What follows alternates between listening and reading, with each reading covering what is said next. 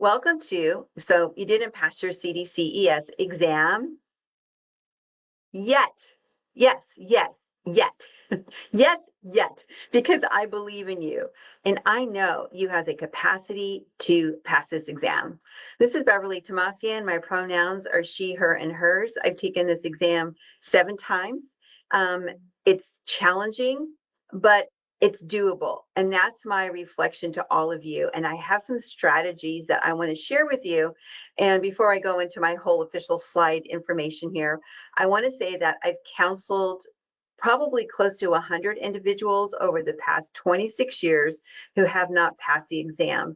And through that counsel and them sharing their exam experience, I've learned a lot about strategies to help individuals pass this exam. So I am wanting to move that forward, give that back, that those individuals were vulnerable with me and shared what was going on with them emotionally and intellectually while taking the exam. And I've learned a lot about strategies to kind of address some of those factors that might be barriers to them passing the exam with all of you. Okay, so let's get going. Before I start, I always like to do land acknowledgement. We acknowledge and are mindful that Diabetes Education Services stands on lands that were originally occupied by the first people of this area, the Mechoopda, and we recognize their distinctive spiritual relationship with this land, the flora, the fauna, and the waters that run through this area. Here's our website, and part of this review is going to be sharing with you resources that I want you to take advantage of. And if this is your first time participating with our company, welcome. Many of you, I know you have been in our community for many, many years. So I just want to show you on our website, we have a lot of free stuff. We have our CDCES Coach app, super helpful for the exam, our newsletter, medication pocket cards. Like, I try to infuse our website with resources that will help you. And even on the welcome note, I put together a carb counting page, a resource page for you. So you have access to the different cheat sheets and apps that are helpful for preparing for this exam and getting familiar with carb counting. This is Brianna. She's our Director of Operations. We are here to help. Our company is here to serve you. That's why we exist. And our community is wonderful. We love you all. We're so grateful that we get to show up to work every day and support you on your journey. You can email us, you can phone us. Sometimes we have our chat open, especially when we're doing new webinars, but we're so easy to get a hold of, and we will respond to you. Our company, Diabetes Education Services, believes in inclusion. We are committed to promoting diversity in our educational offerings. Throughout our content, we're going to incorporate and investigate social determinants of health and look at other factors that influence people's ability to manage their diabetes. Now, this is another webinar we have, Prep for CDCS. And this is the step 2 when you're ready to take the exam. So maybe you've already taken this, or maybe you don't even know about this free webinar. So I wanted to share this with you. After you take this webinar, this is a great webinar to help you get ready for the exam. We go over exam content. We do a bunch of sample test questions, study strategies, test taking tips. So it will reinforce what you've learned today and also provide you with some new test taking practice. We also have a step 1. If you know anybody who wants to enter the field, we share what are the qualifications to become a CDCS.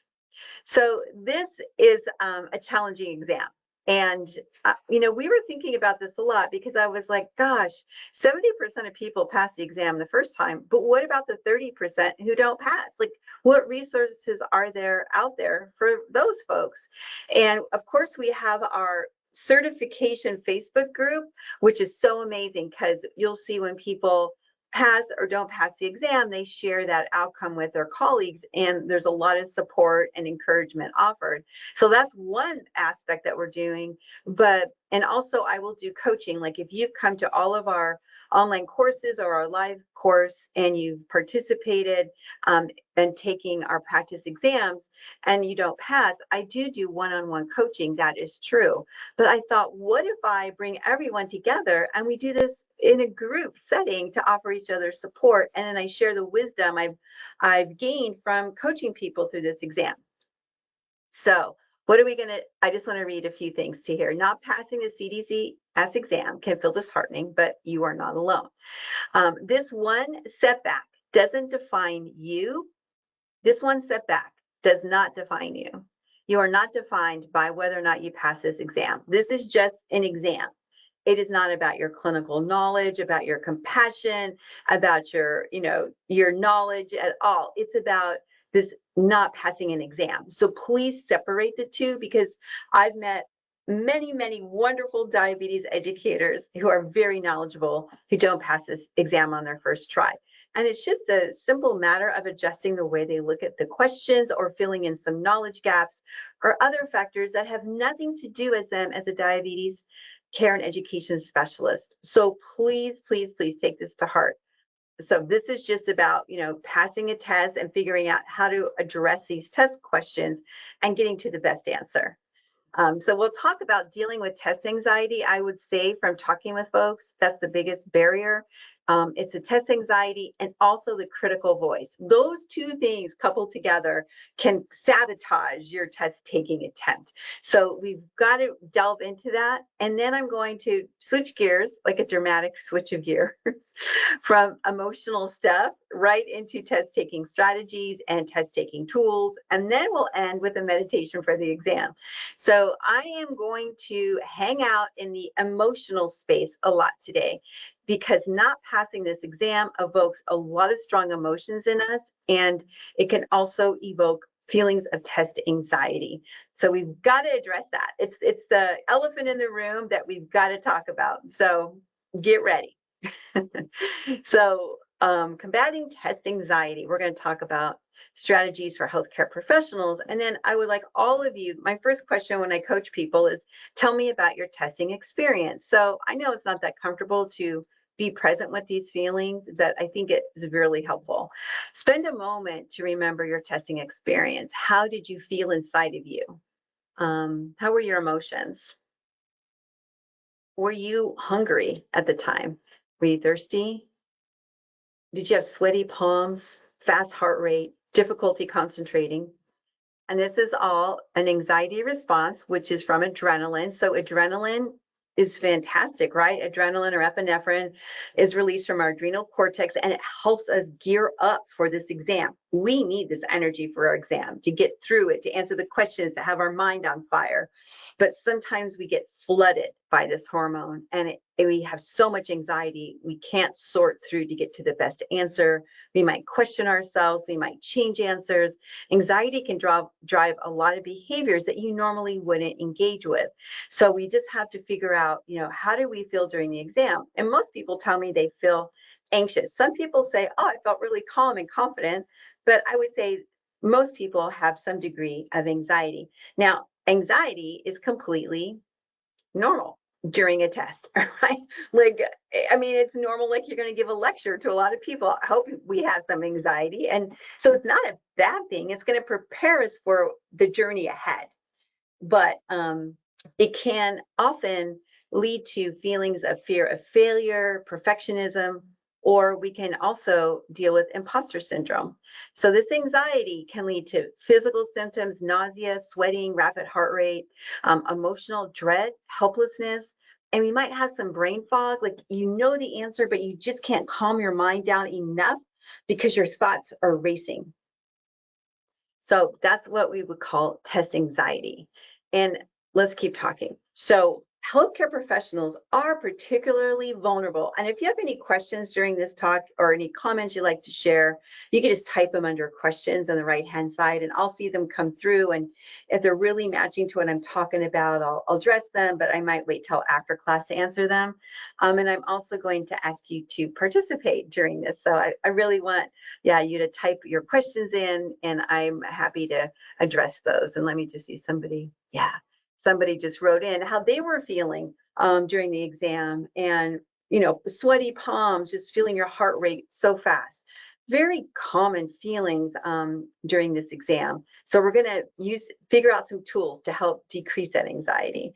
But I wanted to tell you something very interesting. Healthcare professionals are especially vulnerable to test taking anxiety because we have very high standards for ourselves.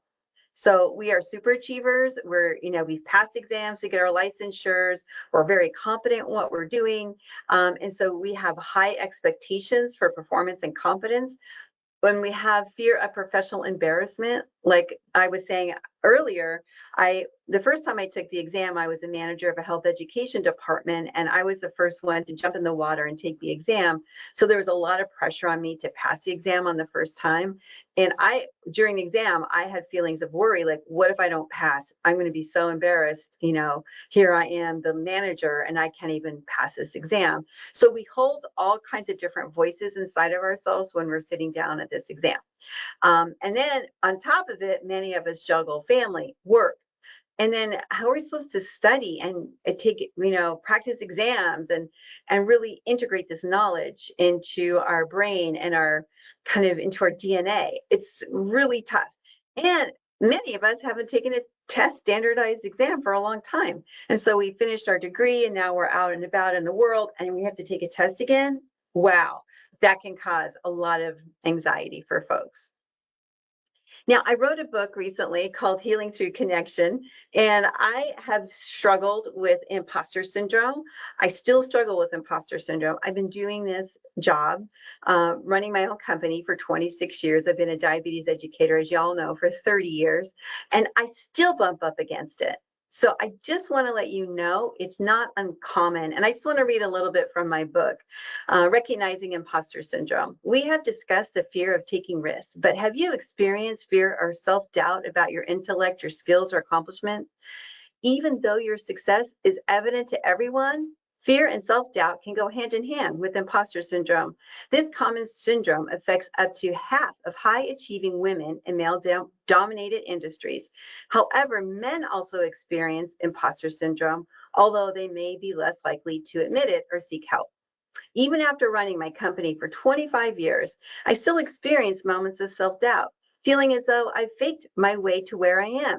At times, someone might pull back the curtain and expose me as just a kid from Silmar, trying to prove myself while holding everything together. From my first postgraduate job as a health education department manager at 28 to becoming a CEO, I've wrestled with the fear of being seen as an imposter, not smart enough, not qualified enough, not experienced enough. These feelings stem from deep-rooted childhood self-doubt and the real possibility of failing. The truth is, I've made mistakes, plenty of them. I've stumbled, I've messed up, and yes, I've even failed. But I am not a failure. Anyone who takes that first shaky step forward, who dares to raise a hand in defiance of fear, has already won a quiet victory. Like many of you, I still wrestle with imposter syndrome, but when it was time to step into the next chapter of my life, I pulled on my big girl pants, took a deep breath, and chose courage over fear. And that's what you all are doing today. You're choosing courage over fear. You're saying, yes, maybe I didn't pass this exam, but I'm going to keep at it. So I just want to give a shout out to you. And also, this book is very encouraging. I wrote it for all of you, my colleagues who are working in the healthcare field. And so what you want to do is reframe your anxiety. Instead of seeing anxiety as, oh my gosh, I have anxiety around this exam, think about anxiety as a signal of growth and care. Okay, so you're moving into growth. Your body wants to prepare you for this exam. It's giving you an extra boost of adrenaline. All right, so this is the first step. And what we're doing right now is a lot of reframing. We're taking a paradigm shift. So we're shifting our view of anxiety. This is really important to help us manage this test anxiety. So you're going to use affirmations, and this sounds super simple, I know, but all of these little tools will add up to helping you feel more calm and ready. So use affirmations. I am prepared and capable. And can you all say that out loud to yourself? Take a deep breath. I am prepared and capable. And then I faced bigger challenges. This is just one step. Yeah, we've all faced bigger challenges. This is just another challenge. This is just one step. Normalize anxiety. It's common and it's manageable. So what are some ways to do this? Well, prepare with purpose. You want to create a study plan with weekly goals. So having a structure can really help with anxiety too. Focus on areas with knowledge gaps so you know what areas you're really strong in, areas that you need more study. Dive into those. Like if you think of an area and you go diabetes medication, if I say diabetes medications to you, and here's our pocket card, does that make your heart race? Okay, that's an area you need to study. What if I say diabetes and pregnancy? Ooh, yeah, you want to study that part. What if I say diabetes and pediatrics?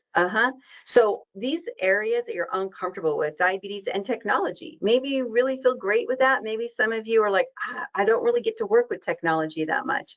So we want to figure out where our knowledge gaps are and dive into that. So using recall like flashcards, teaching others is one of the most powerful ways to gain knowledge. That is, when I teach others what I'm trying to learn, I learn what I don't know. So when I learn new information, it takes a while for it to sift in and really stick. And so I just try teaching it out loud and I go, oh, I don't really understand this, or I don't understand that, especially when I'm using really big words. I know I'm like, girl, you really don't get these concepts. So when I can break it down to its little pieces, I know, okay, you got it now. And then vary your study methods. Some of us are visual, like most of us are a combination of these. You want to look at things. I love reading. Reading is really great for me. Some of you are auditory, so we have lots of podcasts you can listen to. Maybe you like hands-on problem solving. You want pen to paper, and that would be really helpful for you. I had lots of people who create their own flashcards because they like writing it, and the act of writing it and saying it out loud is really helpful for them. You might want to move and study. So we know that people integrate information more effectively when they move their bodies. So if you're listening to a podcast and moving your body or doing your workout or whatever, it might actually stick a little bit better for some folks. And then join a study group if you want, and that helps with structure and accountability. The other thing you want to do is practice under pressure. So you want to take time quizzes or, time yourself. Say I get, 2 minutes per question. I'm going to go through 30 questions and see how I do. No notes, distraction free. So set up the testing environment, and you want to close your eyes and go, I'm imagining I'm at the testing center, or I'm actually taking this exam, and I'm going to do, 30 questions practice just to get comfortable with this situation. And then really we'll work on strategies to calm down your anxiety in that situation. But just, keep putting yourself in this similar situation, and through exposing yourself, exposure therapy, you'll learn how to adjust the amount of adrenaline that is coursing through your body, or to calm it down a little bit. And then get familiar with the digital testing platform. The great thing about you all taking the exam and not passing it is that you now have experienced the exam. So you know what it's like. You know how you can mark questions to look at them later. You know how the testing format works. You know the types of questions they're going to ask. You know about the testing environment. So you already have assimilated a lot of information about the testing experience, which is helpful to inform you about your next testing experience. Like maybe the place you took the exam was not very quiet, or there was construction, or the people weren't that helpful. So maybe you find a different testing site that matches you better. And you can always check out these testing sites ahead of time. So, and you can look at the reviews and see what do people say about them. So the day before and the day of the exam. So the day before, review your notes. Don't take on new material. So the day before, you're just going to review and reflect what you know and just hold it inside of you, right? You're not going to jump in to learn about new medications. It's too stressful. And some light exercise, keep your body moving. Make sure you have all the stuff you need for the exam. And on the actual test day, you're going to make sure you arrive early. You're going to use some calming techniques, visualize success, and then that self-talk. You've heard of self-talk before, so I'm not going to explain it, but listen to what the voice is telling you. And if the voice is being super critical, we're going to need to address that to really ask our wise voice to take charge. We don't need the critical voice right now. We need our wise voice. Okay, so if anxiety shows up mid-test or at the beginning of the test or anytime during the test, we just have to pause. So don't keep going, y'all. If the anxiety is so bad that you can't think of any best answers and you're feeling like there's brain fog, stop. Just stop, pause, get centered in your body, take a deep breath, reset. Maybe you have a calming mantra. I don't know what that is for you, but maybe there's something you can say to yourself that will be helpful. Like what I'll often say to myself when I'm feeling very stressed out is, you got this, girl, one thing at a time. And I'll also say, if you want to eat an elephant, do it a bite at a time, which is kind of weird, but it just helps me for some reason. So just one question at a time. You got this. If you're running into hard questions, man, on that exam, y'all know this, there's a lot of these questions that go on and on forever. There's these vignettes, and they give you all these details. And if it seems too overwhelming to you, flag it, come back to it later, and do a more simple question. So give yourself that opportunity to flag it and just say, I'm going to deal with this later, and move on to the questions that are more achievable. And then you might want to try the 5, 4, 3, 2, 1 grounding technique. And I got this from this website. And that is, we want to get in our body. This is a problem when we have a lot of anxiety. We're all out here. So we want to come into our body and settle our mind down. And that is acknowledge 5 things you can see around you, 4 things you could touch, 3 things you can hear, 2 things you can smell, and 1 thing you could taste. Well, I'm not sure what that's going to be, but use your imagination. This will pull you into your body and get you more centered. So that is one strategy. My friend Katie, who's a therapist, always says, look for something red in the room, look for something orange in the room, and that calms our mind down. So we're going to use every technique we can. You might want to put your hand on your heart and another hand on your belly to reassure yourself. Take that deep breath, reset. You got this. Use your mantra. Yeah. So I'm going to talk about parts therapy. So you're wondering, is this a counseling session? Kind of and not really at the same time. But just from my experience talking to folks, the critical voice inside of us can be really loud when we're taking this exam. So I just want to talk about parts therapy to manage test anxiety for healthcare professionals. Now, this is a method for understanding and working with internal parts of ourselves. That's why it's called parts therapy, or it's also called internal family systems. And that is, we have different voices inside of ourselves that might be, very helpful coaches and might be very critical. These different voices that will come to us and they're trying to help us succeed. Each part has a role: protector, critic, achiever, etc. The goal is integration, not suppression. So if we have a really loud, critical voice, I like this example, loud, critical voice, like, oh, I can't believe you didn't pass the first time, what are you thinking? You're back at the exam, you're not gonna make it through, like that critical voice. We're not gonna yell at it exactly. We're going to recognize it and ask it what it's trying to tell us. Okay, so where did I get this from? And I want to share with you. This is from Dr. Richard Schwartz, very famous in the world of psychotherapy. And he talks about internal family systems or parts therapy. And he has his book, No Bad Parts. And it's a very common approach to helping people who have survived trauma. And actually, he might say to you, where do you hear that voice? Or what does that voice need from you? So you might say, oh, that voice is coming from my chest. Okay. And then you put your hand where the voice is coming from on your chest and you ask it, what do you need from me? Maybe it needs reassurance. Maybe it needs to know you're safe. So very, very effective strategy to listening to that critical voice. So here is what I want to talk about. Common inner parts in test anxiety. So the inner critic can become, look at this little Diablo, right? Little, troublemaker.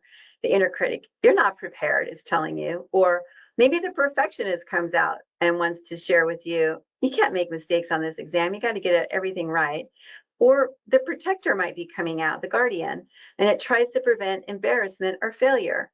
And then we have our wise self, calm, supportive, and grounded. All of you inside of you have your wise self, the self that's a gentle self-coach, the self that, you know how when your friends are struggling, how you talk to your friends and you say, you're going to get this, I believe in you, you've done this before, you know, you have a lot of resilience. That's that wise coach inside of you that often offers counsel that's very supportive and loving to your friends and your family, but sometimes we don't give ourselves permission to let the wise self give us coaching. So I want you all to just listen to that wise self part of you that's calm, supportive, and grounding. It might be a little bit mothering, and it believes in you. So we all have that. We just want to tap into it. So we have all these are all the different parts that could be living in us, and we want to give them all some voice. So step one, name and acknowledge a critic. Don't silence the inner critic, get curious. Okay, and we want to ask the inner critic, like you might say, you're never going to pass the exam. And then you might want to say, what are you trying to protect me from? And it might go, well, I know it was really tough for you last time, and you know, you didn't pass the first time, and I don't want you to have to go through that again. Oh, that's really kind of you that you don't want me to have those really hard feelings again. Thank you for trying to protect me. Hmm. Isn't that an interesting way to deal with it? Because we really want to say, stop talking, you're overwhelming me, right? That's what we want to say. But then when we find out that inner critic maybe has been helpful for us at times to get through some difficult situations or protect us. So we want to go, oh yeah, you don't want me to have those hard feelings again. I really appreciate you trying to protect me. Okay, so you are not your inner critic. It's just a part of you. And so this is really important. That critic can get very loud. And I've had a very loud critic for much of my life. And that loud critic wants me to succeed. And we've had many conversations, my critic and myself, and I realize, you know, they're not in charge of me. We work in collaboration. So I might actually ask my inner critic to have a seat in a chair next to me and say stuff like, you know what, this is one voice. It's not the whole truth. And this critic is maybe trying to help me. And then we're going to invite our wise self. So I just put an owl here that's kind of laughing. And there's inside of us, remember that part I was talking about, that we're so great at coaching our friends and our colleagues, but sometimes we're really hard on ourselves. So we want to connect with a calm, confident part of you and ask, what would my wise self say right now? And then we're going to tap into our compassionate self-talk. And Kristen Neff, if you want to learn more about self-compassion or compassionate self-talk, Kristen Neff is really a leader in this, and she has a beautiful book on self-compassion, and she has a newsletter too. Okay, so we're going to be very self-compassionate and say, you know what, you didn't pass this exam the first time. It doesn't mean you've failed, you're a failure. It just means you didn't pass the exam. And so I'm going to learn some techniques to help me look at the test questions differently and fill in my knowledge gaps. And the critic might say, well, you're going to blank out. And the wise self might say, I prepared differently. I can reset and refocus. And I had this person with the boxing gloves, but it's not really about boxing with the inner critic. It's about recognizing your agency, that inner critic is not in charge. The inner critic is just one voice. The wise self needs to be a little bit more, have bigger presence right now and realize that, yes, I can pass this exam. I studied differently. I filled in my knowledge gaps. I can reset and refocus. So this is a reflection prompt for all of you. What does your inner critic say about the exam? If you want to share, you can certainly type this, or you could just hold it in yourself. And what does your wise self want you to know? So what's the critic saying? And then what's your wise counsel wanting to share with you? And then who is cheering you on from within? And you want to hold on to that voice. Hold on to that cheerleading wise self. because they really have your best interests and they want you to succeed. And the critic actually wants you to succeed too. And maybe you could say the critic is helping me study differently, seek out different resources. So the critic might be helping you to achieve success too. But we want to tap into our wise self, especially during the exam. Okay, so we want to thank and reassure the critic. Thank you for trying to protect me. And then you could tell the critic, I've got this. You could go rest now. The critic is very vigilant. It wants to protect us at all times. So look at the critic. They're like, thank you. I can finally take a nap. Yeah. Yeah. So the critic can say stuff like, yeah, this is just too hard. And then the wise counsel could say, you know what, critic, this is a hard exam. I hear you, but I can study, I can fill in my knowledge gaps, and I'm really wanting to achieve the CDCES. Can you help me? We could even ask the critic to help us. And gratitude disarms the inner critic. Gratitude. Thank you for trying to protect me. And so I'm just wanting to share this with you because for so many of you that I've spoken to, that inner critic can be very loud. And I just wanted to give you some tools to deal with that critic, especially if that critic's voice comes up during the exam. Oh gosh, I mean, you're here right now. I'm trying to take this exam. Thank you for trying to protect me right now during this exam, but I've really got this. I'm feeling very confident. So you can even tell the critic, I'll let you know if I need some help. Yeah, and then keep going. So this is tough because this exam asks us to trust ourselves. And that's an important part of success with this exam. And I'll talk about this more. But now, okay, so now we've talked about the psychological setting of the exam, which is so important. So it's the most important thing.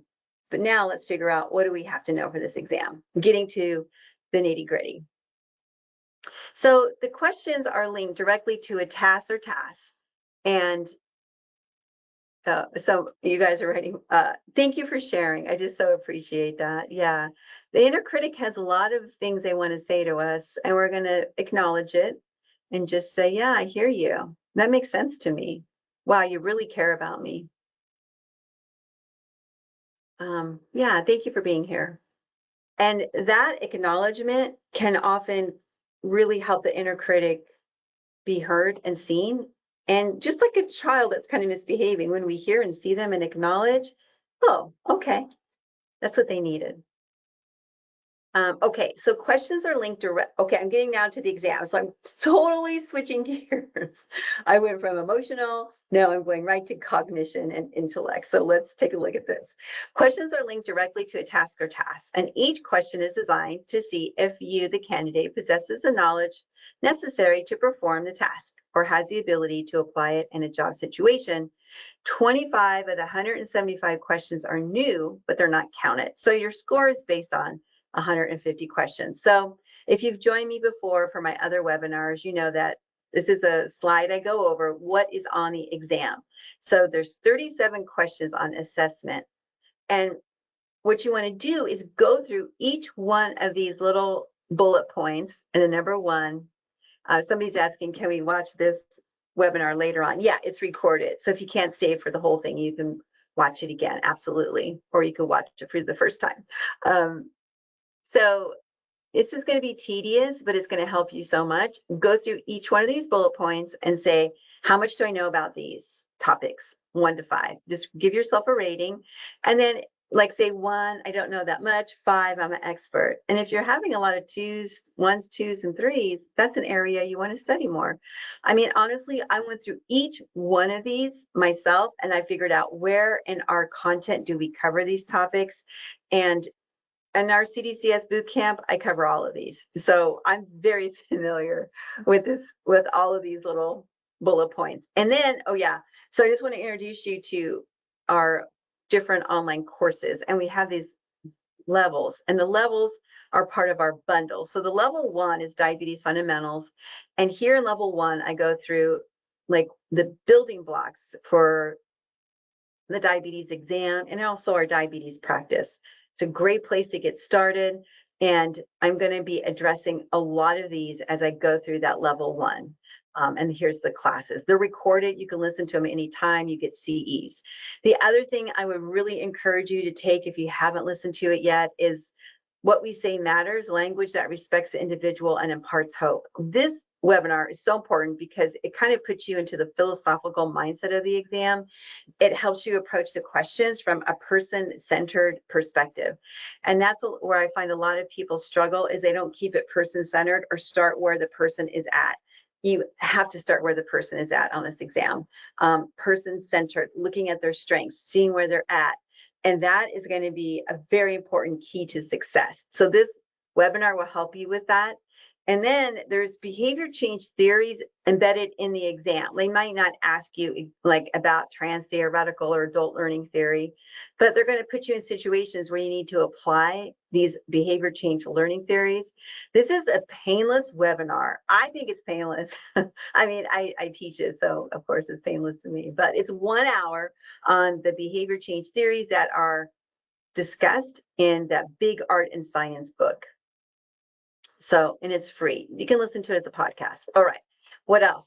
This is where the majority of the content hangs out: care and education interventions, disease process and treatment, individualized education plan, person-centered education on self-care behavior, evaluation, documentation, and follow-up. Okay. So 105 questions on this, and you can see diagnosis, it's the pathophysiology, different types of diabetes, how to set goals, person-centered education, and look at nutrition, physical activity, meds, monitoring, acute and chronic complications, problem-solving, living with diabetes and pre-diabetes, evaluation, documentation, and follow-up. There's a lot of social determinants of health incorporated in this.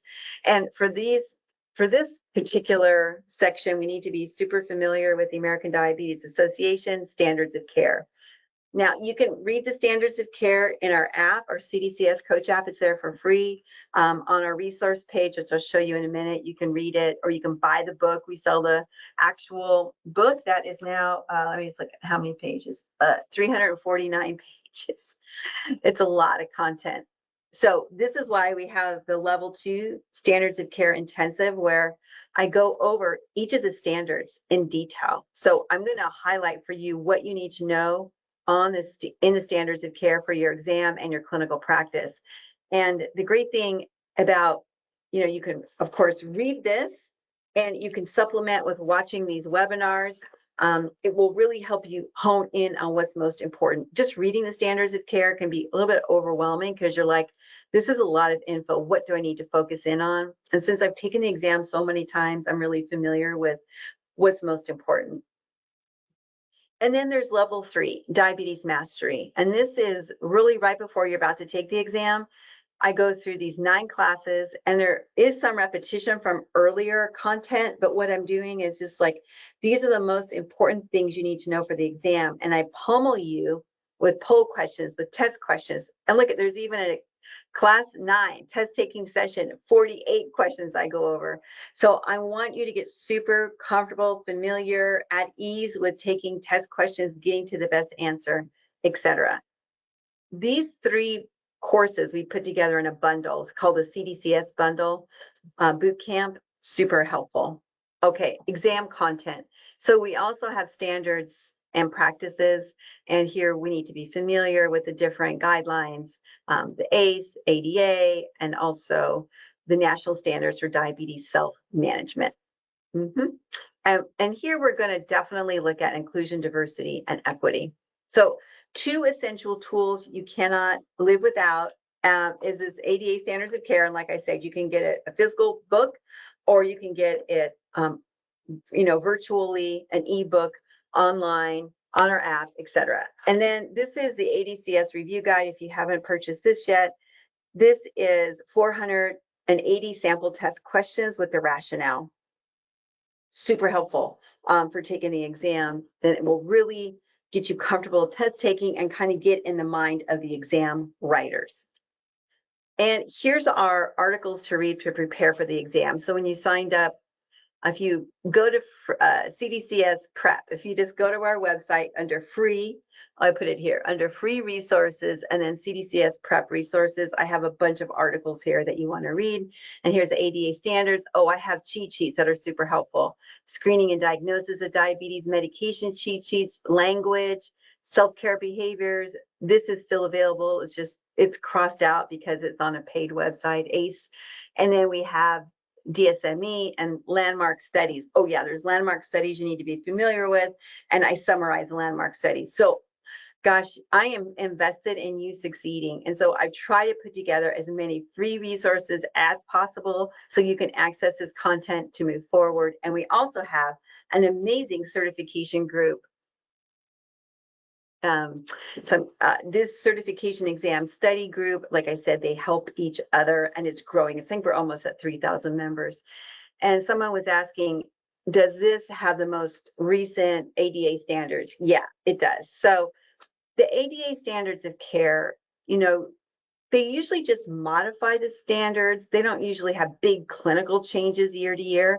Like a big clinical change would be the blood pressure. Like the blood pressure target used to be 140/90, now it's 130/80. That would immediately show up on the exam. But the other changes, like they said, don't call fatty liver disease anymore. We're going to call it MASH instead of NASH. So like those little types of changes in wording, that's going to take years to be incorporated into the exam. Someone was asking, should I wait till 2026 to buy this since I'm not taking the exam till 2026?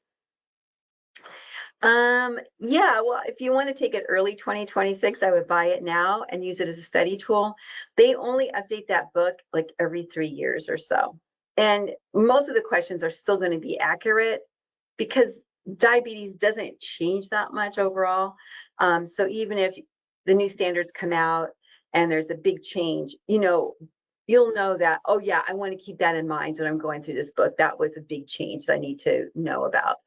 But and this standards of care comes out every year. But I would feel really comfortable studying the 2025 standards and then taking the exam in 2026. Like I said, it doesn't change that dramatically. You're still going to be totally fine. And all of our courses, like I update them every year. But of course, I can't update everything in January, right? I would go crazy, basically, because I have over 50 courses. So I change them sequentially, and I change them throughout the year. Because I know that even if you study a webinar that is 9 months old, it's still going to be really accurate. It's going to be minor changes. So I hope I answered that question. I wouldn't worry too much about the ADA standards 1 year to the next, because there's usually minor changes unless there's a big clinical change, and we would let you know about that. Okay, let's do a stretch. So taking the exam, ooh, that feels good, doesn't it? So yeah, during the exam, stand up, put your hands on your hips. That calms down your adrenaline. So make sure if you're feeling very anxious to get up and move and talk to yourself. Hand on your heart. Deep breathing. Look for 5 things in the room that you can see, that you can touch, that you can smell. Get your senses involved. That really helps us calm down.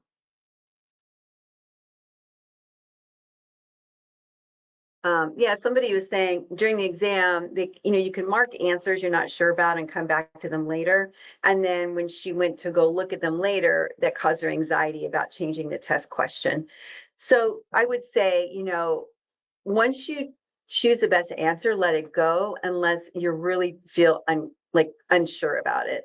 So I would really minimize the amount of questions you mark to go look at later, because we know changing the answer statistically, you usually will choose the wrong answer. So there may be some questions that you thought about while you were taking the test and you go, oh yeah, I totally know the best answer for that.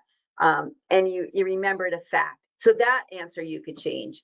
But if you're equivocating, probably your initial gut reaction is the best answer.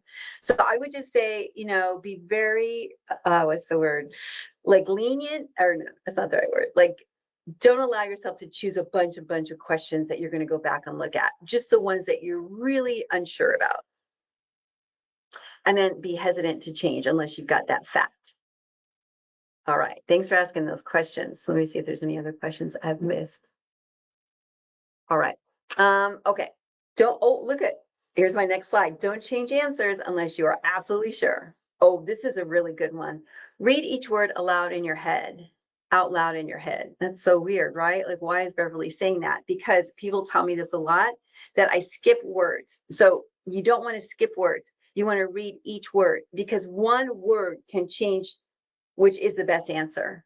If you miss that one word, especially the words that like are most, least, ought to, like, words that are conditional, that adjust the way we look at the question, you don't want to miss it. So you're going to read the question and read all the answers. You're going to read the question again, and then you're going to ask yourself, what is the key intent of the question? Okay, these are like super important, just because like I said, coached lots of folks. Don't add anything into the question or answer. You can't add your personal experience or what your goals are at your clinic. You have to use national goals, and don't add any facts in that aren't in the actual question or the answers. And then lots of times the answer has like two parts, and it will say da da da and da da da. And you might go, oh, the first part's right, but the second part isn't. And you might want the question to work, so you might want the answer to work, so you just choose it anyway. But both parts of the answer have to be correct. It all has to be true, not false. True in all situations. All right. Practice tests are critical. Take lots of practice tests and uncover the reasoning behind choosing the wrong answer. All right, so this is not fun. I'm not saying any of this is fun, but it's really valuable. And that is, you go through this ADCS, right? And maybe you choose 60% of the answers you choose correctly. For the 40% that you don't choose correctly, figure out why. Did I read too fast? Did I skip a word? Did I add information in? Did I answer with the medical-based answer instead of a person-centered based answer? Like, you have to really critically think to identify, is there a pattern in the way I answer questions? Or is it just a knowledge gap? Knowledge gaps are easy to fix, right? But the way you look at a question takes a little more nuance and finesse. So you want to say, am I not doing person-centered? Am I not starting where the person is at and leaning into that? Am I moving toward compliance model instead of doing strength-based model? So you have to see if you can identify a pattern in your own self, the way you're approaching the questions. So for the ones you get wrong, look for a pattern and see, can you adjust that? Super, super helpful. Okay, common reasons for choosing the wrong answer. I've already said this. Read the question out loud to yourself, not reading all the words, choosing the medical response, and adding in your own life experiences. Okay, these are things I've heard people really struggle with. So, and then there's this little voice within. It's that wise voice that we've been talking about. And sometimes the little wise voice is timid, right? It's raising its hand. It wants you to call on it. But the critical voice might be like, trying to move you in a different direction. So just say, critical voice, give me a second. The wise voice is trying to tell me something. Let me see if I can tap into what they're saying. So that's why they say don't change your answer, because that wise voice is usually what we would call your gut. Your gut response is your wise little voice. And you want to give that voice permission. Lots of people will say to me, I'll go over test questions with them, and they'll go, oh yeah, at first I thought this answer, but then I was thinking about it and this and this and this, and they added all these confabulators in there. I'm like, wait, stop. What did that little voice say? Yes, that's what you want to listen to. All right. Oh, we have an online test taking practice exam. It's 220 questions, and it's divided into 4 exams. So it's about 53 questions each. This will totally help you. And then again, figure out what questions you got right, which ones you chose not the best answer, and go back to see, can I figure out a pattern on how I chose that answer? And that will be very helpful. All right. And then consider what led you. So we want to do self-assessment.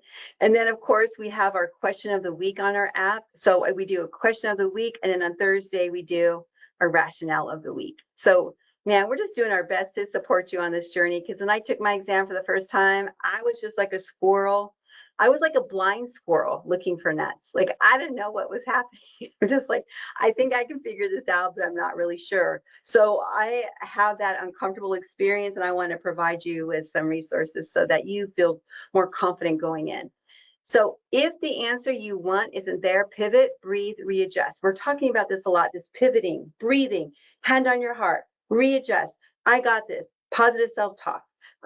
Make sure that the answer you choose fits the situation, and look at national goals and learn how to work the test question. Weed through the details. Okay, they're going to give you these vignettes with all these details. It's going to feel overwhelming, but just go, that's okay, I got it. I'm going to read it again and I'll figure out what the key intent is. And then you want to read all the options or answers, get rid of false answers. It has to be true in all situations. Select the best option. So you're going to get two answers. You're like, what is the better option? And then you're going to move forward. Okay, I'm going to look at your questions before I dive in. A lot of test questions about clinical situations that involve a 17-year-old with type 1 and their mom. Would you ever meet privately with a child of an overbearing parent? Where do I find more insight into clinical situation with peds and type 1? Well, great question. I have a whole webinar dedicated to peds and diabetes. And in that, I actually talk about when to have separate appointments from the parents and the child, like when to provide time with the child alone and let them voice their concerns, and also have time with the parent and the child. So certainly both are important. Do the practice tests also give rationales? So the practice test in the review guide gives rationales. The practice test in mine does not. So that means you're going to, need to do some self-exploration to find out how come that is the best answer. But you do have the opportunity to learn what is the best answer, so you can find that out.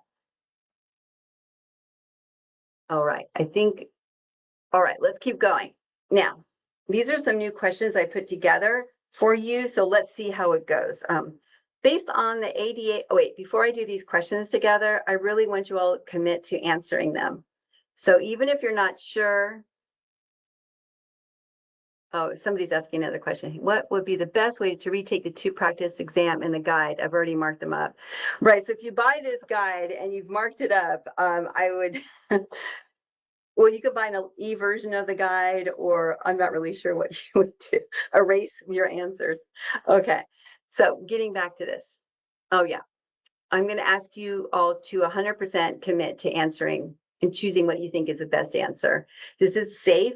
It's a safe place to do that. If you choose the wrong answer, it's okay. It's still a learning experience. I've learned a lot from failing. I've learned a lot from choosing the wrong answer, and that's metaphorical. And so either way, it's a win-win. So I'm going to really ask you, because I'm going to go over these questions together and help sort out why some are the best answer and some are not. Okay, thank you all. Based on the ADA standards of medical nutrition therapy, which statement is most accurate? A, MNT provided by an RD/RDN decreases A1C 0.3 to 2%. B, a low-carb, high-protein diet is associated with risk of chronic kidney disease. C, with new diabetes 2, try to achieve A1C targets with MNT for 3 months before using meds. 4, people with diabetes, hypertension have improved outcomes with sodium intake of less than 1,500 milligrams a day. I had to do some abbreviations in this to fit it in my little boxes, so that's why some of the sentences aren't long and beautiful. Okay, so based on the ADA standards of MNT, what is correct? And I'm going to go ahead and launch this poll and see what you all say.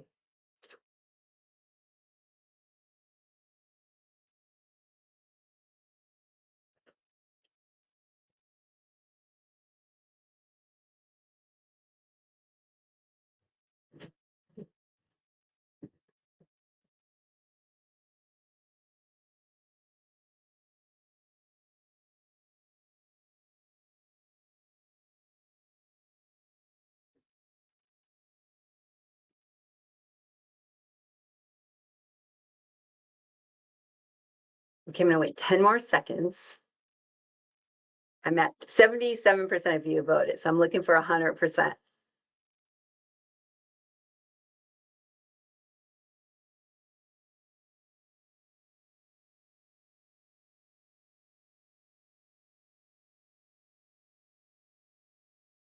Okay, I'm closing the poll. So that was a minute.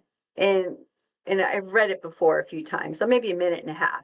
And so you want to kind of gauge about a minute and a half to 2 minutes per question. So let me share your results. 80% of you said A, 3% said B, 7% said C, 10% said D. So what is the best answer? The best answer is A. So you may not know that a person who sees a registered dietitian nutritionist and receives MNT, they're going to have a decrease in their A1C to 0.3 to 2.0. So you may not know that, but let's see if we can get rid of false answers. So this is an example of getting rid of answers that are false. So 3% of you said a low carbohydrate, high protein diet is associated with increased risk of kidney disease. So that is kind of a juicy answer, but we don't have any scientific evidence to prove that.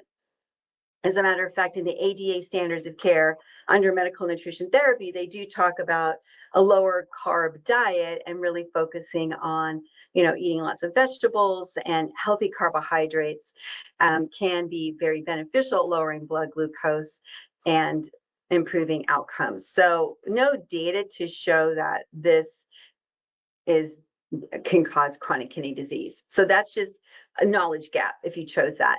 And then 7% of you said, well, if they have an A1 with new diabetes, try medical nutrition therapy for 3 months. And the ADA standards, if you go under the pharmacologic therapy and that's standard 9, they say, no, immediately start MNT, lifestyle, and medication. Because by the time somebody's diagnosed with diabetes, they probably only have 20% of their beta cells remaining. So we need to help the pancreas make enough insulin. So we're going to do all 3 at once to protect their blood vessels in particular. And then 10% of you said D. Yeah, there's actually evidence, and if you look through the MNT nutrition guidelines, that reducing sodium to less than 1,500 milligrams a day can actually have negative consequences. So people with diabetes and hypertension have improved outcomes, usually with, of course, lifestyle, Mediterranean diet, DASH diet is really amazing. And also medication is going to be a part of that too. And so this was a way to get rid of false answers to get to the best answer. Or maybe you knew this, that MNT therapy is wildly effective at helping people lower the A1C. So a big shout out to our registered dietitian nutritionist colleagues for that. Okay, but 80% of you chose the best answer. Great job, team. Let's keep going.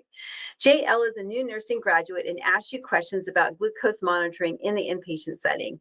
Which of the following statements is most accurate regarding providing diabetes care in the hospital? A, nursing staff can use a patient's CGM glucose results to determine insulin dose. B, any patient admitted with a confirmed blood glucose of 140 or greater needs to be started on insulin. C, hospital point of care glucose meters are as accurate as lab results. D, if a patient is experiencing morning hypoglycemia, reduce basal insulin. So this is a very straightforward question. They're a new graduate. They want to know which of the following statements is most accurate about providing care in the hospital setting. And what are you going to say? What's the best answer? Most accurate answer?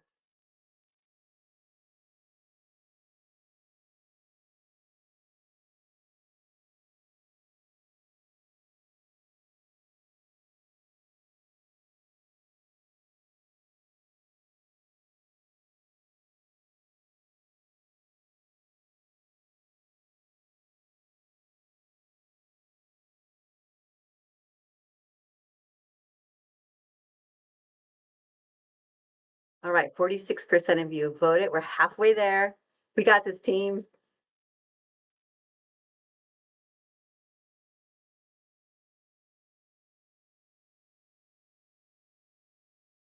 Even if you're not sure, just choose like what that little voice is asking you to choose and see how accurate your little voice is.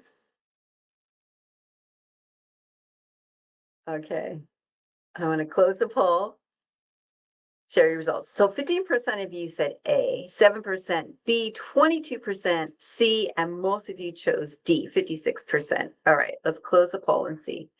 So A, can we use CGM glucose results to determine insulin dose in the inpatient setting? No, we cannot. So this is inpatient setting. So there's a whole standard dedicated to inpatient care of diabetes. And of course, in my level 2 course, I have a whole webinar dedicated to inpatient management. But really important to know that we can only use the hospital glucose meter to administer insulin dose. So there will be questions on the exam about insulin in the hospital, or management of diabetes in the hospital. So you want to be familiar with this. So if you didn't choose the best answer on this one, it's totally okay. You just go, oh yeah, I need to study more about inpatient management. And some of you chose, if the patient comes in with a confirmed blood glucose, that means 2 or more blood glucose is 140 or greater, we need to be started on insulin. No, if it's 180 or greater. So yeah, 140 just means that blood glucose is elevated. We need to keep an eye on them. But the standards say when the blood glucose hits 180 or greater, let's start some insulin therapy. Now, hospital point of care glucose meters are as accurate as lab results. Okay, that's a juicy question. 22% of you chose that answer. Yeah, the hospital point of care glucose meters are not as accurate as the lab. Like the home meters can be off 15 to 20%. The hospital meters are less than 15%, but they are not the same as the lab draw. The lab draw is the absolute most accurate. So even though they are not as accurate as lab draw, we still use them to administer insulin because they're close enough to being accurate that we can use that data. So D is the best answer. And so you know this, if a person is on insulin and they're experiencing morning hypoglycemia, what contributes to morning hypoglycemia? Basal insulin. Basal insulin always will lower that morning blood glucose. Somebody's asking, what is the best way to approach shift work and insulin administration's timing on the exam? I'll have to get to that after this webinar. So thank you for asking that, though. All right, so D is the best answer, and it seems so basic, right? So don't shy away from answers that are just basic and sound, because this is the best answer because it's accurate. Basal insulin can cause morning hypoglycemia. Okay, let's do another one. AR has type 1 diabetes and is in shock because they just discovered they are 6 weeks pregnant. AR uses a CGM and insulin pump to manage their diabetes, and their most recent A1C is 8.3. Which of the following is a potential complication associated with hyperglycemia during the first 10 weeks of pregnancy? A, macrosomia and postnatal jaundice. B, diabetic embryopathy. C, intrauterine hypoglycemia. D, neonatal respiratory distress. So they're type 1 and they're in shock. They have type 1 and they're in shock because they just found out they're pregnant. Most pregnancies are still accidental, which I'm like, wow. Okay. AR uses a CGM and insulin pump to manage their diabetes, and their most recent A1C is 8.3. Which of the following is a potential complication associated with hyperglycemia during the first 10 weeks? Let me launch this poll.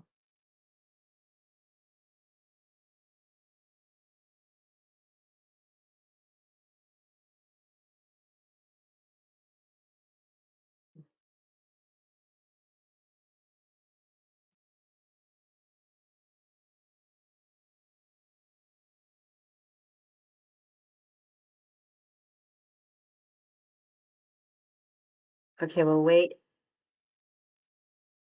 10 more seconds.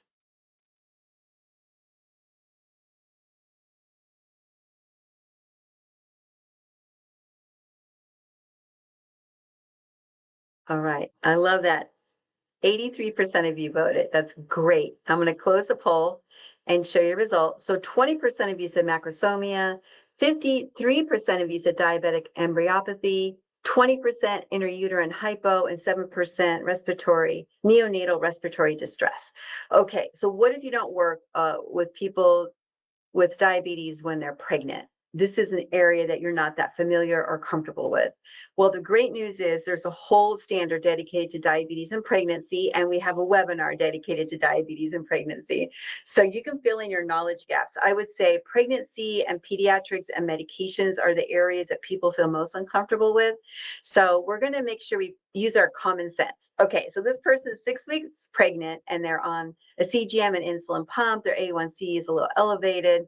What can happen when the fetus is exposed to hyperglycemic environment in the first 10 weeks of pregnancy? So the fetus is going to be receiving through the placenta this extra glucose, but the insulin does not travel from the mom to the fetus via the placenta, just the glucose does. So the fetus is being bathed in this hyperglycemic environment, and their pancreas is going to be responsible for making insulin to try and get that blood glucose level down. So if we think about what happens during the first 10 weeks of pregnancy, it's when the fetal organs are developing. It's a very critical time in fetal development, and if they're exposed to a hyperglycemic environment, it can cause all kinds of anomalies. And that's why B is the best answer. So embryopathy. So neonatal anomalies can happen. Organs cannot, like the nervous system might be damaged or other organs may not be completely developed, and it can lead to all kinds of complications, early death also. So some of you chose macrosomia and postnatal jaundice, but that would be on delivery, right? That the baby is large and they have jaundice. So that's not answering the question, what complications can be associated with hyperglycemia during the first 10 weeks. So that's the other thing I want y'all to do is go, what are they asking me? So first 10 weeks, it's not asking about delivery. So that's important to keep in mind. Some of you chose intrauterine hypoglycemia, and that's a juicy answer because it is true that if the fetus is exposed to a lot of glucose during their pregnancy, and once they're delivered, they're not getting that glucose infusion, their pancreas might be overproducing insulin and they can get hypoglycemic. So part of this hypoglycemia sounds right to us, but it says intrauterine. How do we know if the fetus is getting hypoglycemic? So that is what makes this a wrong answer. And some of you said neonatal respiratory distress. So that is after the baby's born. We're looking at the first 10 weeks. So guys, even though you may be unfamiliar with the content, just think, oh, I'm going to use my common sense. I've got a lot of great common sense. I'm a clinician. I'm in the healthcare field. I can figure this out. That's what I want you to say to yourself, right? Because there's clues in the question to help you get to the best answer. All right, let's keep going. LS wears an insulin pump and uses Lispro insulin. LS has an average basal rate of 0.6 units an hour and 1 to 15 carb ratio and 1 to 50 correction ratio. Based on the ambulatory glucose profile, LS is experiencing elevated glucose levels from 4 a.m. to 7 a.m. To get glucose to target, what is the best next step? A, increase the basal rate to prevent glucose elevations. B, add basal insulin glargine to prevent Somogy effect. C, make sure LS isn't consuming carbohydrates after 10 p.m. D, ask LS to double check their CGM insertion site. So they wear an insulin pump and use Lispro. So I'm doing it with you. I'm reading it out loud, right? Go back to the question. They have an average basal rate of 0.6, 1 to 15 carb ratio, 1 to 50 correction. Based on their ambulatory glucose profile, they have elevated glucose levels from 4 a.m. to 7 a.m. To get glucose to target, what is the next best step?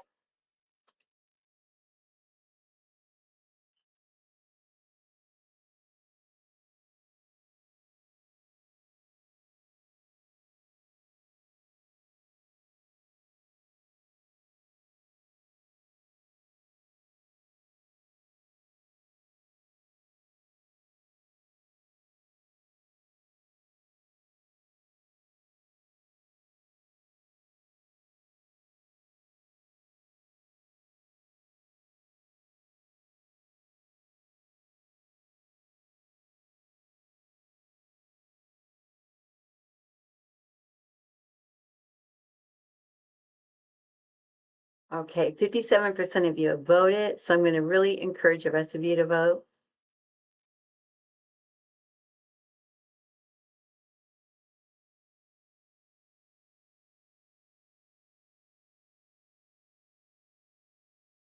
Okay, thank you, team. That was a minute. So this is a little more complicated question. It took you longer to kind of think about and consider. That's okay. Let me show you results. So 37% of you said A, 37% said B, 17% said C, and 10% said D. So no one answer stood out here. Let's take a look at this again and see if we can figure out what's the main intention. So it's giving you a lot of details, and this is what they do on the exam. This person is on a pump, they use Lispro, here's all their rates. But the main question is, based on the ambulatory glucose profile, they're getting elevated glucose levels from 4 a.m. to 7 a.m. So what's happening from 4 a.m. to 7 a.m.? Well, that's the dawn phenomena, right? So when we, right before we wake up, we release extra cortisol and growth hormones to prepare us for waking up. It's trying to get our blood glucose levels up. So lots of people living with diabetes have elevations of blood glucose, especially, those with type 1. We'll see it a little more dramatically from 4 a.m. to 7 a.m. And how do we fix that? Well, to get glucose to target, what is the next best step? A is the best answer. So we're going to increase the basal rate to prevent glucose elevations. When are we going to increase it? Well, some people would say like around 3 a.m., gently increase the pump basal rate, maybe go up to 0.65 to see if we can't prevent that hyperglycemic event from 4 to 7 a.m. So that would be the best answer. Some of you said, well, let's give him an injection of basal insulin glargine to prevent Somogy. So there's a lot of great juicy words in there. So if a person's on a pump on Lispro, we're not going to give glargine. We can't put glargine in a pump, and we're not going to ask them to take an extra injection when we have a pump that we can precisely deliver insulin. And Somogy effect is when that blood glucose levels drop and the hormones release and it comes back up. So it's also known as rebound hyperglycemia. But I can see that's a juicy answer, but it doesn't really address this question here. The question is, how do we get glucose to target from 4 a.m. to 7 a.m.? And we're not even getting any signs from this question that this person is experiencing low blood glucose. Okay, C, make sure LS isn't consuming carbohydrates after 10 p.m. Well, yeah, it's probably not the carbs that are causing this blood glucose level to go up. So what is causing it to go up? So if they eat carbs at 10, it's probably going to be out of their body within 4 hours, right? I mean, carbs are utilized pretty quickly. So that 4 a.m. increase is just a natural rhythm of the body known as the dawn phenomena. And then could we ask them to double check their CGM insertion site? Well, we're not getting any indication it's not working. It's not alarming all the time, or it doesn't say they're getting these wacky readings. It just says their blood glucose is elevating from 4 to 7. So just think, what is the intent of this question? What would solve, what would be the best next step based on what's happening with this person? And it doesn't have to be the fanciest answer. Okay, and we have a lot of questions on insulin and insulin management and pattern management on our insulin webinars that you can definitely check out, and at our live conference in San Diego. We talk a lot about this too. Okay, let's do another one. LS is 72 years old with type 2 diabetes. They inject insulin 4 times a day. They were started on a CGM device last month, and you were looking at their ambulatory glucose profile together. You notice their time in range is 60%, their time above range is 38%, in low range 2%, and their coefficient of variation is less than 36%. What is the best response? A, we still need to improve your coefficient of variation.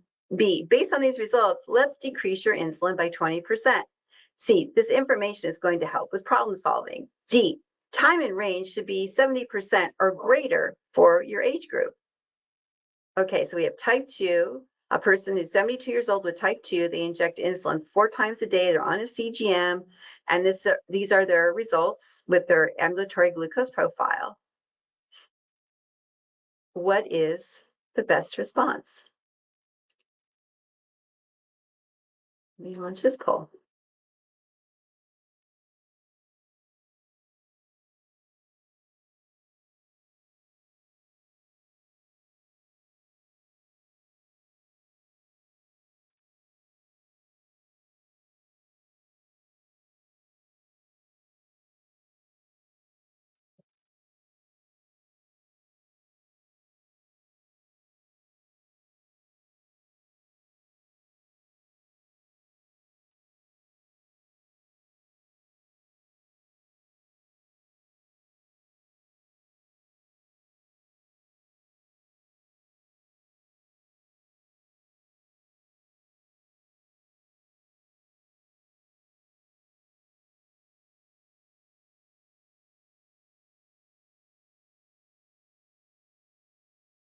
Okay, wait a few more seconds.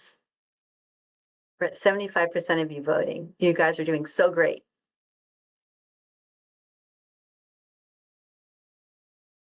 All right, I'm going to close the poll and show you results. So 14% of you said A, 64 said C, 21% said D. What is the best answer? Well, on the exam, you definitely have to know about the ambulatory glucose profile. So that's why I brought this up.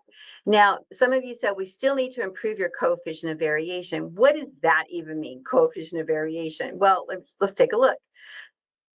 Coefficient of variation is the glucose variability, defined as percent coefficient of variation. So the glucose variability is how much does it go above target and below target. So it's the ups and downs of their glucose profile. We want it less than 36%, and this person is less than 36%. So that's great. Their coefficient of variation is on target. So you just have to memorize these numbers. Nobody chose B, great job. And then a lot of you chose this one. Well, for your age group, your time in range should be 70% or greater. LS is 72 years old and injects insulin 4 times a day. And they could be at risk for hypoglycemia. We maybe want to have their time in range at least 50% or greater. For a lot of older individuals who are frail, at risk of hypoglycemia, we might say, you know, your time in range doesn't have to be 70%, given everything that you're living with. Maybe it's 60% or 50%. So this answer D, even though we say time in range is 70%, we have to personalize it for that individual. And this is really coming back to person-centered care. And generally speaking, and the correct answer, we wouldn't use the word should. The time in range, it might say the time in range goal is 70% or greater. You know, that might be a better answer, but we try and we're trying to stop shooting people, right? Shooting on people. Shooting is what I'm saying. So anyways, yeah, this, if you see like your A1C needs to be 7 or your time in range has to be 70%, question that answer, because we have to match it to the individual. It's not just one right way of doing it. We're going to do some variation.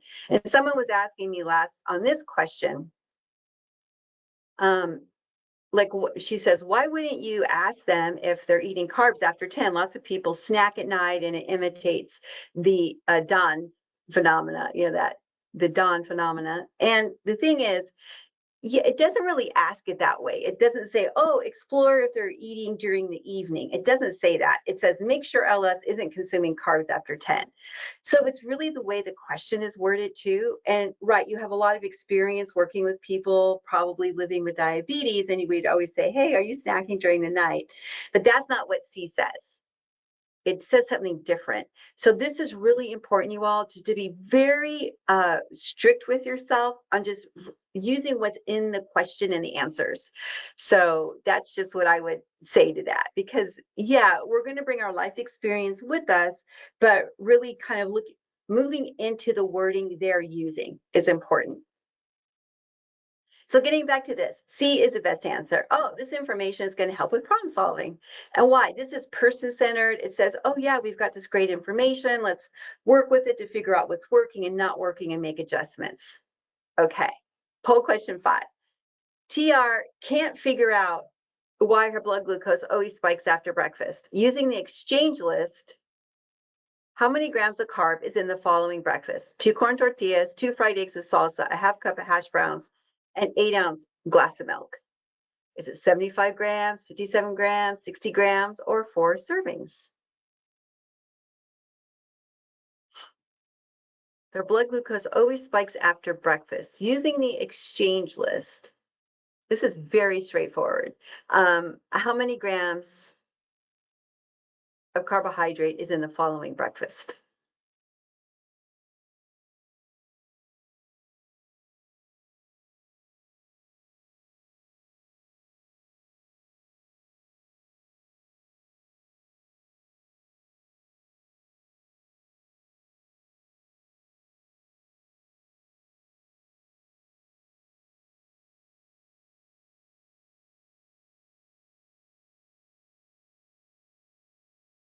Okay, 58% of you have voted. We'll wait a few more seconds.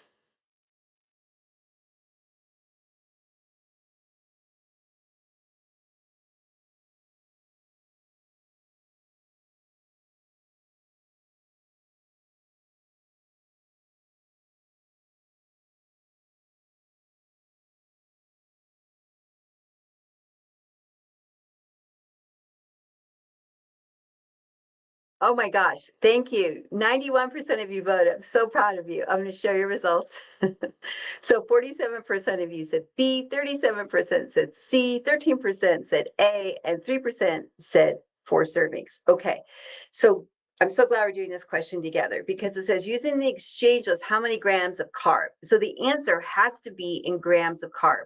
So that's why we know D isn't right. So this is just tapping into your test taking acumen, right? Just saying, oh, it's asking for grams of carb and the answer has to be in grams of carb. So boom, we're getting rid of 4 servings right away.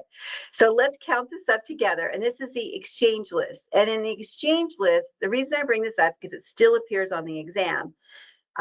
Milk, a cup of milk is counted as 12 grams of carbohydrate. So that's why we see like half of people chose B, half the people chose C. That makes total sense to me. But so anyways, the best answer is B. And we know that in 2 corn tortillas, that's 30 grams, 15 grams each. Eggs and salsa are just considered protein, and salsa is a free vegetable. A half cup of hash browns is another 15 grams. 8-ounce glass of milk is 12 for 57 grams. So if you chose something different, you just want to think, oh, why did I choose that different number? Maybe you added salsa in or something like that. But what do you need to know as far as exchange lists? Well, I'm gave you all a link to a page I just updated that has a diabetic exchange list and also the carb counting list. And just general carb counting, we count milk is 15 grams of carb, but if the test question says exchange list, it's 12 grams of carb. And here's just a snippet of the exchange list, and I have the link to that in that page I set up for you. So just really important to know the common servings of carbohydrate for this exam and be ready to do a little bit of math. And generally in the exam, they're not going to count, protein and fat as a carbohydrate, even though in individuals' lives who live with diabetes, especially type 1, they might count those, as part of their intake. For this exam, it's just the carbohydrates. So that's really helpful to keep in mind too. Okay, sample, I think we're on the last one. You guys are doing great. During an assessment interview, a diabetes educator identifies a person with diabetes is in the contemplation phase of change. Which of the following is the best approach to facilitate self-management? A, inform them of the implications of the DCT and UKPDS. B, provide encouragement for their ability to make changes. C, reassure them that change is tough, but they can keep on target with simple actions. D, encourage them to set specific, achievable goals. During an interview, a diabetes educator recognizes a person is in the contemplation phase of change. Which of the following is the best approach to facilitate self-management?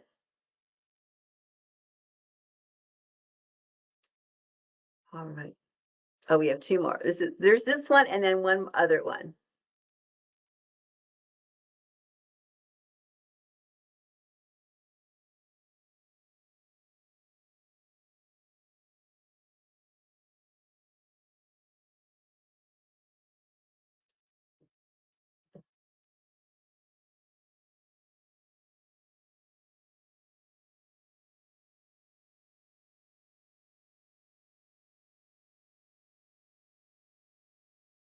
Okay, 76% of you have voted. We'll wait a few more seconds.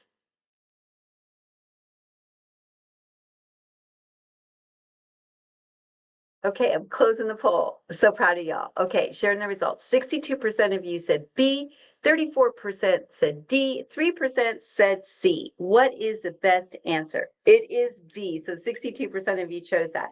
Okay, let's take a look at this question. It's so straightforward. They're in contemplation. What does contemplation mean? It means I'm thinking about it, right? I'm considering it.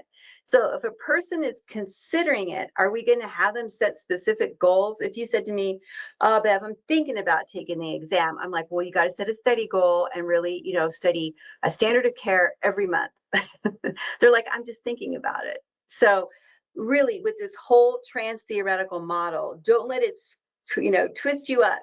Just think what they're thinking about it. And when people are thinking about stuff, we want to encourage them like, oh, you're thinking about eating salads 3 times a week. What would help you achieve that? And then they're going to say, well, I got to go grocery shopping on Sunday to make sure I have enough salad stuff to, work on during the week. So we're going to provide encouragement. So they have a goal in mind, and we want to encourage them to figure out how are they going to work toward this part of their life that they want to make a change in. So we want to provide encouragement, not exactly set achievable goals. If they're in action, then we set achievable goals. So what would help you with this? I want to tell you the behavior change webinar I have will totally help you with this trans theoretical model. Okay, this is the last one. Casey is a pregnant teenager with diabetes. Which of the following is the most significant barrier to blood glucose self-monitoring during pregnancy? A, prolonged bleeding time due to age. B, inaccurate reading secondary to erythropoiesis. C, aggravated anemia. D, multiple finger sticks 4 to 7 times a day.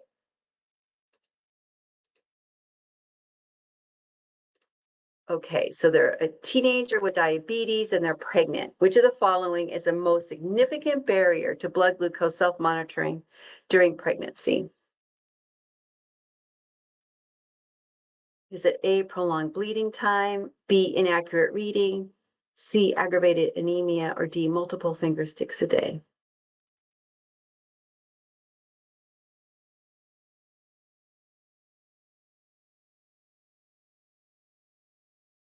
All right, I'm seeing the votes. When you see my eyes look to the right, I'm seeing the votes come in.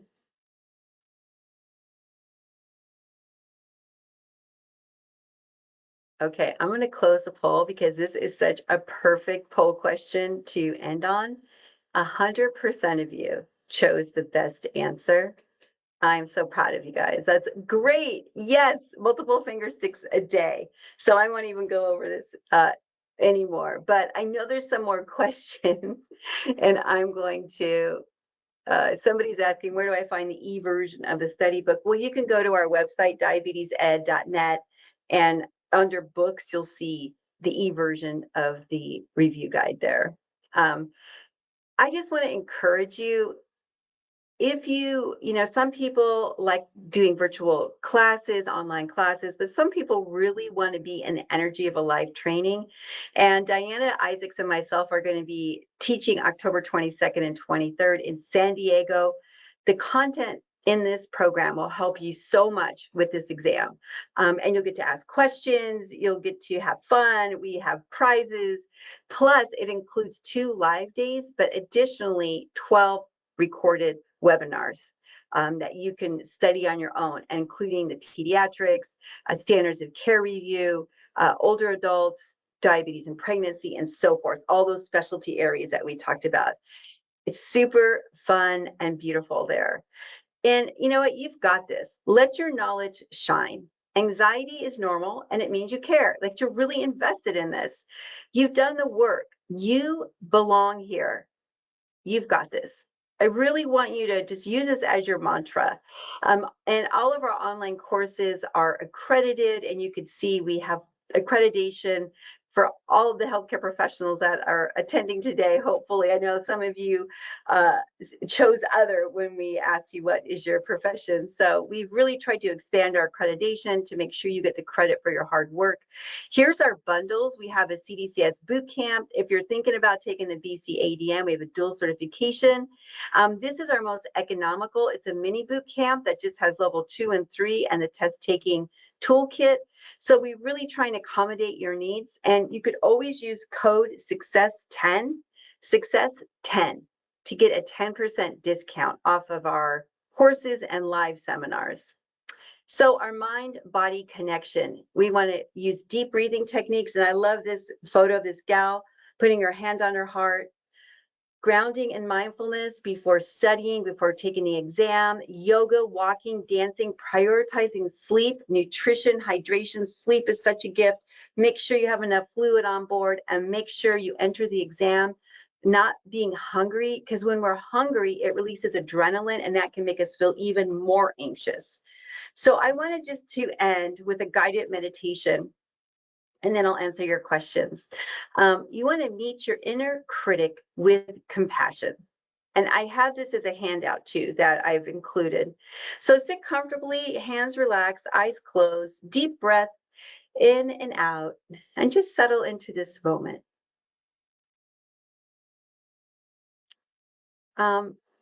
Bring to mind a thought around exam anxiety.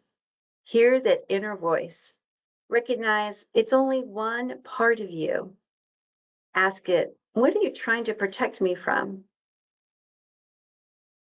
Listen without judgment, and then thank that part for trying to help. Call in the grounded, calm version of you, the wise version. Let it speak. You've prepared. You are enough. You've got this. What other phrases might be helpful for you? Include those. Visualize the critic stepping aside. Let your wise self take the lead. Breathe into that confidence.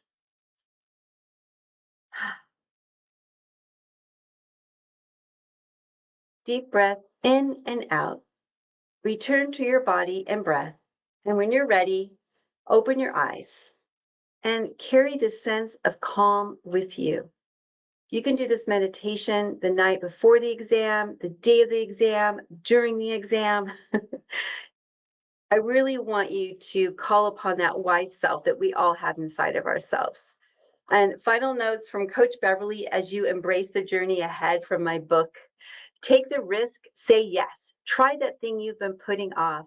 Love your body exactly as it is. Be bold. Step into your authentic self. Make time to rediscover yourself. Think with your heart. Surrender. Show up. Move beyond your comfort zone and speak your truth. Get enough sleep. Ask for help when you need it. Stay connected to the people who lift you up. Seek out deep conversations. Embrace your growth and get ready for transformation. I believe in you.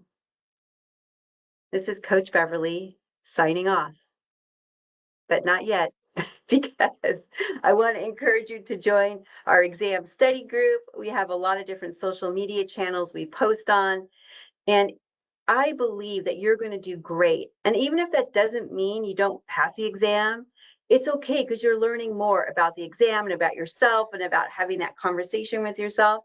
And if you do pass, wow, what an accomplishment. You've mastered that exam.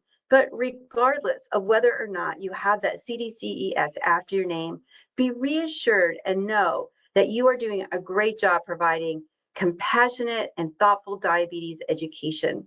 So just keep that in mind as you move forward, because I definitely believe in you. And I know you spent an hour and a half with watching this program and participating in this because you really do care. So thank you so much. If you have any questions that I don't answer, please reach out to us. We're here to support you. This is Beverly Thomassian signing off. Okay, Beverly Thomassian.